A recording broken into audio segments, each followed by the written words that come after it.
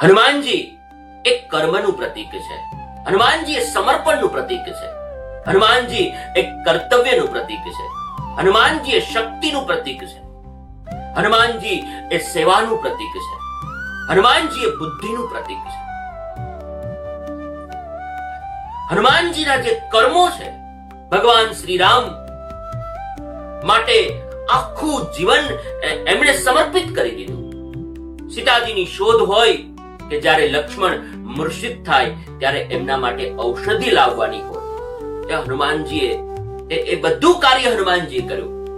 પણ ક્યારેય એમણે એમના કર્મ માટે, એમના કાર્ય માટે ભગવાન રામ પાસે એમણે ફળની આશા નથી રાખી.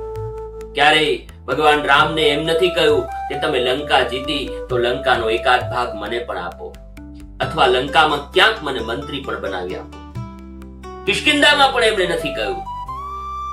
અયોધ્યામાં જ્યારે રામ આવ્યા ત્યારે પણ હનુમાનજી નથી કહ્યું કે પ્રભુ મને ક્યાંક મંત્રી બનાવી દો.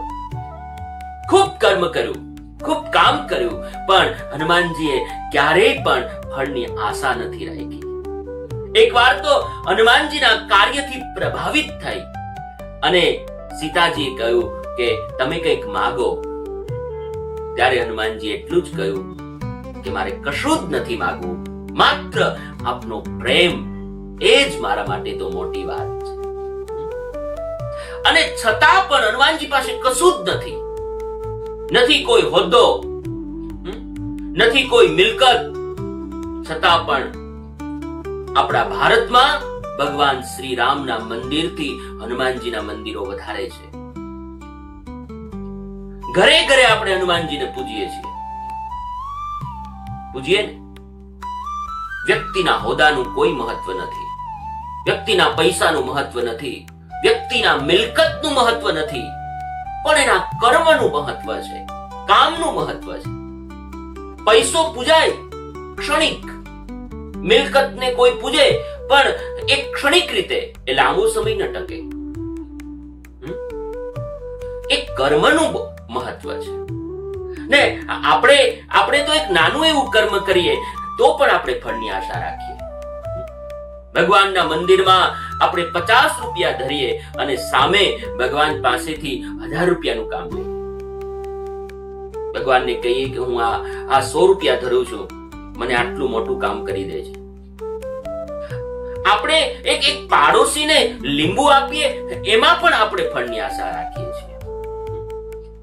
પાડોશીને ત્યાં મહેમાન આવ્યા હોય અને આપણે એમને લીંબુ આપ્યું હોય તો બીજા પાડોશીને કહીએ કે બેન તને કઈ ખબર? તો કે ના. અરે આજ તો ગજબ થઈ. શું થયું? આપણે પાડોશમાં રીટાબેન નહીં, હા, એમને ત્યાં મહેમાન આવ્યા હતા, નીચે બધે ગયા પણ ક્યાંય એમને લીંબુ નહોતા મળ્યા.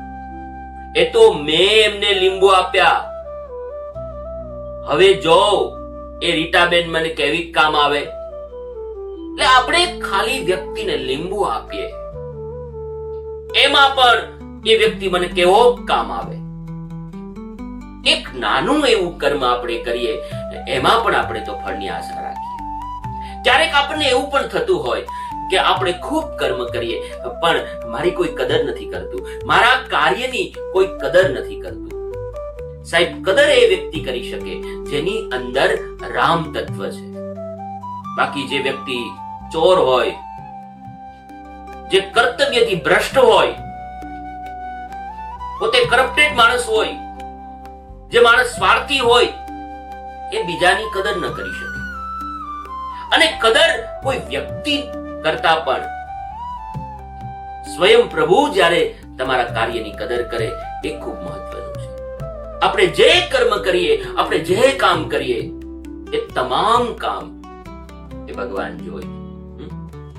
અને એટલે જ તમે જો આજે આપણે ભગવાન શ્રી રામ કરતા પણ હનુમાનજીને વધારે પૂજીએ, હનુમાનજીના વધારે મંદિર જોવા મળે. શું કામ? હનુમાનજી એ કોઈ પૈસાનું પ્રતીક નથી, હનુમાનજી એ કોઈ મિલકતનું પ્રતીક નથી, હનુમાનજી કોઈ હોદ્દાનું પ્રતીક નથી. હનુમાનજી માત્ર કર્તવ્યનું પ્રતીક છે. હનુમાનજી એ કર્મનું પ્રતીક છે. હનુમાનજી એ બળનું પ્રતીક છે. હનુમાનજી એ સેવાનું પ્રતીક છે. એટલે આપણે આજે